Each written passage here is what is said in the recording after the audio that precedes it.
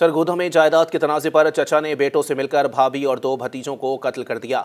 Don news के मुताबिक सरगोधा के मज़ाफ़ाती इलाके सैलावाली रोड पर चक 103 NB में एक शख्स ने 3 बेटों के साथ मिलकर तेज़ धार आले से अपनी भाभी और भतीजियों पर हमला कर दिया, जिसके नतीजे में मुलजिम की भाभी कमर बतूल और 2 कमसिन भतीजियाँ अलिशबा और मरियम जाँ बहक हो गईं, जबकि 3 भतीजियाँ माफिया निमरा और ज़ैनब शदीद ज़ख्मी हुई।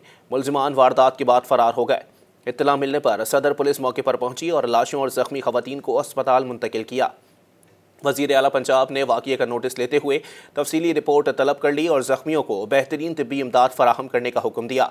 DPO सरगोधा सोहेब अशरफ ने जाए वक़ुआ का दौरा किया और अस्पताल में ज़ख्मियों से मुलाकात की।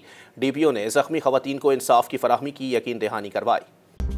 मज़ीद न्यूज़ अपडेट्स और डिजिटल स्टोरीज के लिए सब्सक्राइब करें डॉन न्यूज़ पाकिस्तान।